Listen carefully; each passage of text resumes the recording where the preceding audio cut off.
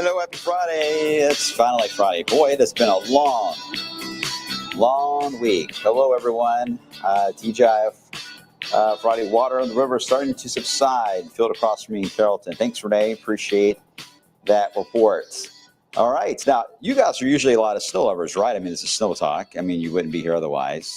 This is the daily blog about looking at chances for snow and other issues, obviously. But a lot of you are saying the same thing. Like, is this it? Are we done? Are the Arctic blasts over with? Well, I think you guys know just from the conversations we've had this week that no, we're not entirely done. It's going to be a little harder to call these true Arctic blasts, though, as we evolve down the road, as we're going to get, obviously, into a higher sun angle, RDR, and we're going to be battling more spring-type events on snow, which it's no secret. Those are my favorite. For many reasons, but I think that's potential, yes, will still come into play.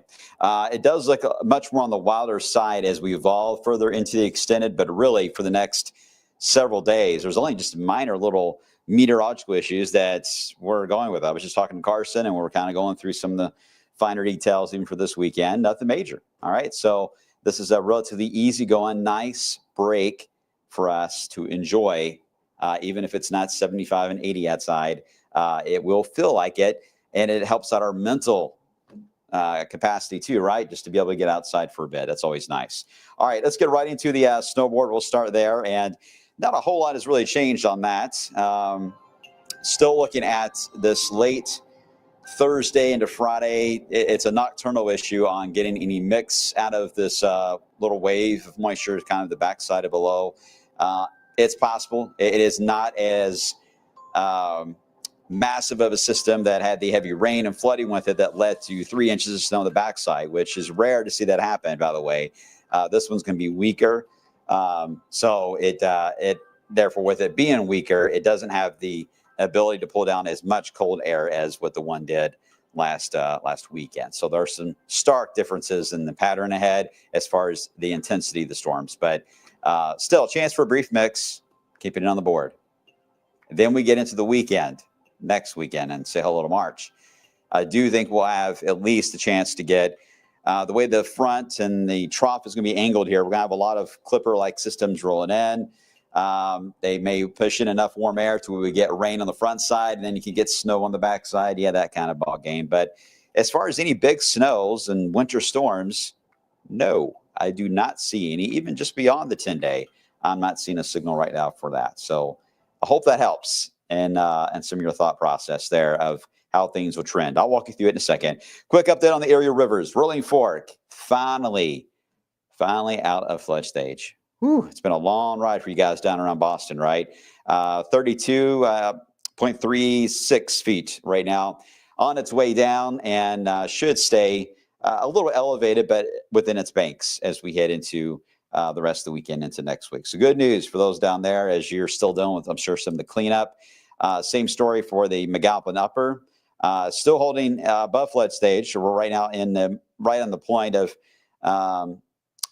minor flood stage, about to get into minor from that category to action by the time we head into the weekend. And then by Monday, we should see the river back within its banks and be able to see the Great Lawn once again.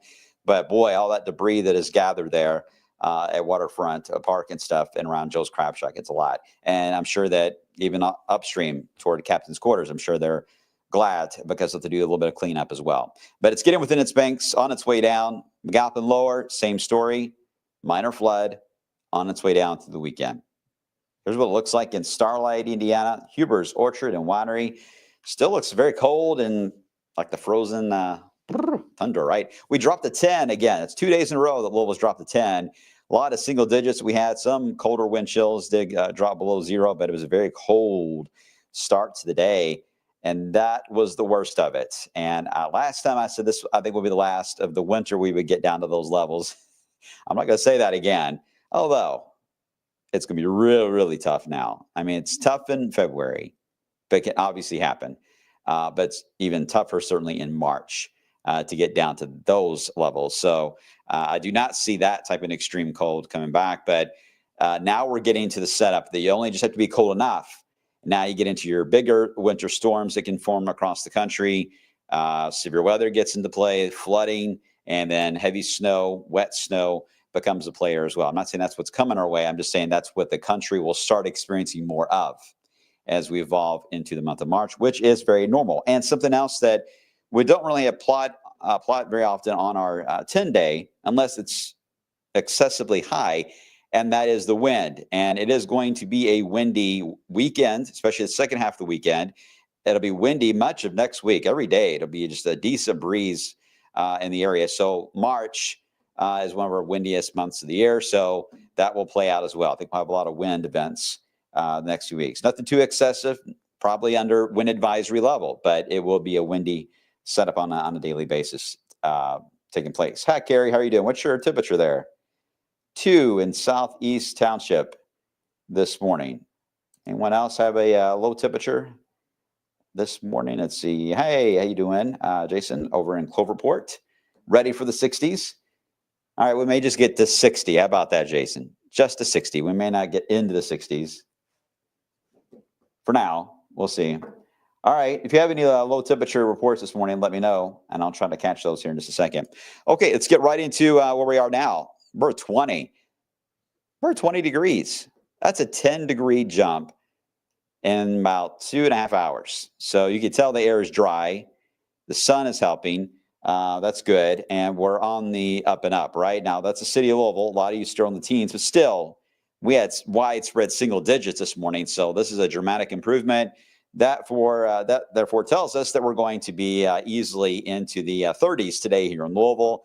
Could we even cross the freezing mark? It's possible, but it will at least get close enough to it. The salt is certainly active again, especially with the sun hitting it. Those that have sun, by the way. So a lot of improvement on even side roads. If they're not already improved, they will be today with this kind of a setup. Wind chill, not bad. Again, the wind not overly strong as expected. We knew the wind was going to kind of dial back a bit today, so it's not as huge of a factor on the wind chill side. So that's good. Now, the only thorn on our side is really going to be cloud cover, and it's the stratus deck that is lingering. You're going to see this again tomorrow morning and probably even Sunday morning. We will be battling a low deck of clouds. It'll be in a different spot, but likely impacting some of you. It'll be just kind of draped somewhere around. And the snowpack has a lot to do with it because we have that warmer air flowing in over it, and that induces this stratus layer. Sometimes, again, I'll get down to the ground level, which in that case we would call it fog. Many areas, it would likely be just off the ground to keep it from being technically fog. But something to watch there. But it will slow the temperature forecast down for those that get stuck under it. So there is some bust potential on highs the next few days if this stratus deck forms in your area and doesn't want to erode away. In Louisville and South and West, we don't have that. So therefore, we're on track to get in the 30s. But as you can see on the animation of it, and it's hard because you're looking from the visible satellite, which shows also the snow on the ground everywhere. You can certainly see that it's right on the edge, right there, all the way to I-75. And look, by the way, I showed this on air yesterday, but I thought it was fascinating. Let me stop the loop. Look how we draw our systems, anyway, plots on the map, the river basin, especially the Ohio River, the main one, since it is a state border at the same time. And notice, let me zoom in.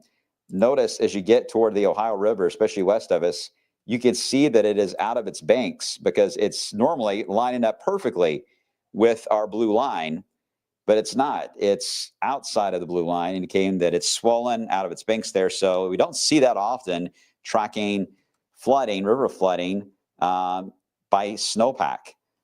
Very rare to see that kind of an issue. And it's the same story, too, in Louisville. A little harder to see in Louisville, but we do have the same ordeal where the Ohio is a little more swollen there. Kind of a cool shot to see from space there today. All right, there's the stratus all the way into Ohio. Boy, it's overcast there. They're trying to thin out, looks like just south of Columbus, but just very cloudy. If you're in Charlestown, Indiana, Eminence, Kentucky, Newcastle, perhaps even close to Taylorsville Lake, go right on the edge there.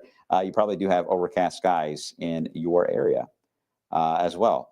Let's see. How, Connie, you got a number? What do you got? Connie's got 9 in Sonora, Kentucky. Down to the south, you got that clear sky down there. Brad's got 6 in Elizabeth, Indiana. Colesburg. Sue got 7. down in that area. So thanks for those reports. Again, those help. I appreciate it. I'm sure we're ready to thaw everything out and hope that all of our pipes and appliances made it through it. I've had more issues with that this winter than I think with anything. I think everybody on the team actually has had to deal with something related to our, equipment in the homes because of the way this weather has been as of late. Or it may just be a coincidence of timing, but I'm sure the cold just accelerated it. What's ahead of us, guys? Well, we're going to stay quiet this weekend. You can already see some of what we call the return flow trying to develop into Texas. We're going to try to continue that trend tomorrow. There were hints there could be a few sprinkles or flurries that may form out of that, but we're thinking right now a lot of that's going to show up on the radar in a little blips late tonight, early tomorrow, but likely will be Virga, which is precip that doesn't reach in the ground. So it's a nothing burger. We'll move on. Let's get right into Futurecast, showing the game plan for the rest of the day. Again, those stratus clouds will thin. It will take some time. A few hours of the sun hitting that will cause it to thin and break out and break up a bit more. That takes until about 2 or 3 o'clock on average. So a few more hours, and you should start to see some improvements even northeast of Louisville. But we may see it redevelop again later tonight, so be aware of that. Here's the snapshot of late tonight, early tomorrow. It may redevelop right again over the snowpack. It's that warmer flow of air. If it develops a little closer to the ground, obviously it would be the potential for some freezing fog even that could form at the ground level. But right now we're thinking it may be just off the ground as just a stratus deck of clouds. But just like we're seeing today, it will begin to thin out as we into Saturday afternoon and above freezing day for many of you watching as we get into your Saturday. All right, we get into Sunday. Still looks like we're going to have a little bit in the morning of the stratus deck, rinse and repeat here, and then improving setup overall in the afternoon. It looks like a lot of low clouds in the afternoon on Sunday. I think this may be a bit overdone. I think we'll get at least some cloud cover. Otherwise, I think we'll be in mighty fine shape. Saturday and Sunday overall look like they'll stay generally into the 30s and eventually the 40s. Some of your questions real quick. Hasu, we got some ice sheets hanging from the trees about 20 feet up from the tree. Still looks like flood water is just now getting a way out from the farm from the waters themselves. Yeah. You may see some icicles there on the trees and roofs. I mean, my roof is like, some of these icicles that are forming are like terrifying, and they're right above my door. I need to knock them off because I have bad luck. I've seen the movie Final Destination way too many times. That stuff haunts you, right? So be careful with the icicles. Knock them away there. All right. So what's the game plan as we head down the road toward, say, the longer term into next week? Well, here's where we stand, starting with, again, here's the weekend setup. Let me advance this into early next week. All right, we begin to warm up on Monday. I think Monday is a really good day. Anything playing Monday, you're fine. Quiet weather, temperatures around 50 or so. Good. Get it to Tuesday. There's one small, teeny tiny interruption. A front will drop in. It may try to squeeze out some rain showers, but I think it's going to struggle. Cincinnati and Columbus, Ohio have a better chance. Down in our area, a little too dry, but it will kick up the wind, so much more on the windy, breezier side on Tuesday. That passes on by. Then we get another one 24 hours later for Wednesday. And this will be Wednesday night to Thursday. And I'm hoping this Wednesday one slows down enough to get us to 60 before it arrives. If it gets here too fast, and it's trying to do that, if it gets here too fast, that will nix the 60 for Wednesday. I'm going to be optimistic, glass half full, all right, that we can get there. But that will be the warmest day as long as this thing slows down Wednesday. If it doesn't, well, you know where I'm going with that. Either way, it does move in with rain Wednesday night into Thursday, but it's really Thursday night into Friday as the colder air flows back in. We're on the backside of this. Some of this is lake effect and a very stretched out upper low that is reaching to the Ohio Valley. Just cold enough that, yeah, we could get a rain snow mix, but I don't see anything concerning with that one. But pay attention up here into near Manitoba area into Canada. That is where our next clipper will begin to drop down. That would arrive at some point over the weekend. Now, not all the data is agreeing with this angle of attack here. Some bring it a little more west, some a little more north. So this is the margin of error of where it would drop down, somewhere in that range. Well, that's a big range. So we'll just go with at least a chance of rain or snow for now and see what happens with that diving down. But it does, as far as the pattern right now, it fits the pattern that one would roll down. As typically the case, you get a low pressure that will curl off the East Coast. You get a dumbbell effect. You're going to get another piece to roll right in behind it. That would be the one for the weekend. So at the moment, next weekend does not look as nice as this weekend and may feature at least some snow potential. We'll see what happens. It will dive down, does the same thing. There's like a roadblock here, by the way, with the Southeast Ridge. So when these clippers dive in, they just don't keep going out to sea. They move down, curve around the cold air, and then deepen somewhere around the mid-Atlantic area, and then curve back up again and head into Greenland.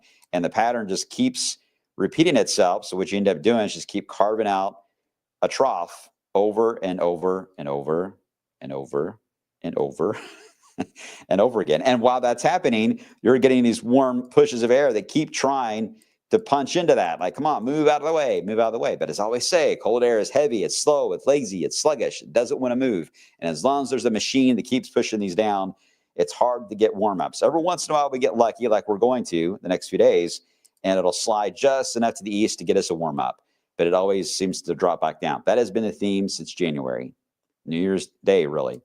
And looking at the matrix for any of those snow potentials down the road, let me show you the full screen. Okay, not exactly the greatest. It's a little noisy toward that weekend and just after, but they're not all filled in. It's just hints of it. But notice the absence of them for the next several days. So that means quiet weather. Now, I did pull, not Deadpool, but I did pull the longer range that only comes out every now and then, about twice a week. This is the longer range snow outlook all the way into April. Okay, well, it's not bad. Actually, it's better than what it did look like. It was really brutal last week for this extended. It's come down a lot. Pay attention, not so much, don't ignore the numbers, but pay attention to when the lines start or when the colors change. And notice that right through here, there's a lot of them that start. So it does like that window as we head into early March of something that could develop that could be on the wintry side. And there are a few, especially at the bottom here, that develop some kind of wintry chance the last week of March into early April. Well, that would be certainly interesting. We'll see. Now, as far as rainfall, I'm able to track that too in the longer range. And this is what it shows is that we do get several systems. There's one you can see there, March, and there's a pretty good signal there as we into late March into April. I will say that I've been looking at the severe weather potential in all this. The CFS model, which does a good job on sometimes sniffing severe weather potentials out well in advance, it really has liked March 18th to about March 20th for severe weather in the region. It has been really hinted at that for a few weeks now. And I'll look today and see if it's still there. But we'll need to watch that because while we are dealing with it's SnowTALK. So we're looking at snow chances, but what you can't see in all that are rain events that will be mixed into some of that. Yes, this is a pattern that can feature flooding, but it can also feature severe weather. I mean, we really are still in that zone where all of them can take place. January into February, the weather pattern we've experienced so far is likely to keep repeating for March, and I think it will repeat into April. We may get a little bit more on the warmer side of things, but it also means these systems are going to be a little more extreme too. So if you're thinking this is going to be a quiet spring season, the trend right now is, at least on the data I've got, is arguing very much against that. Okay, let's get into the 10-day, and I'll try to get to some of your questions. We've got 30s into 40s, and then there are your 50s for next week. We'll hold on to that 60. Again, as long as that system for Wednesday is slow to arrive, we can get there. If it gets there too fast, we're not going to get to 60. But we are going to get cooler as we head into Thursday, and then there we go with the weekend. A small jump on Friday or Saturday have the Clipper, but colder back into the 30s again next Sunday. So there you go. Michelle, are we finished with accumulating snow for the season? No, we are not out of that window. Let's see. What else we got here?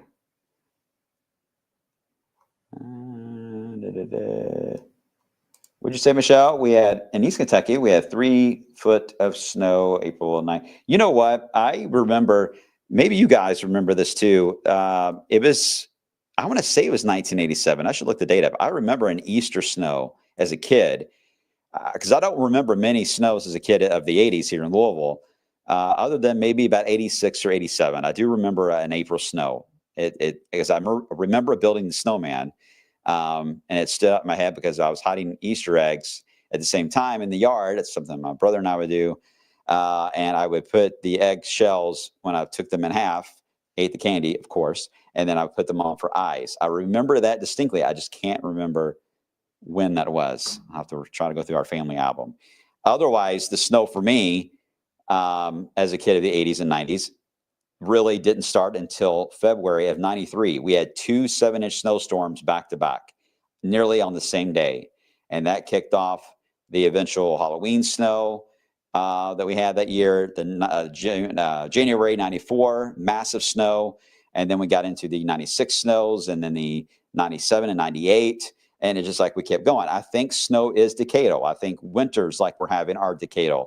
And if that's the case, the 70s to the 90s, maybe the 2020s, may be a trend of our next round of colder and snowier winters. I don't know for sure. There's a lot of research I'll be doing on this winter pattern this summer to see if we see that signal again, because we obviously were in a quiet pattern for the past several years before this, as you all know, but maybe we're flipping things up a bit more.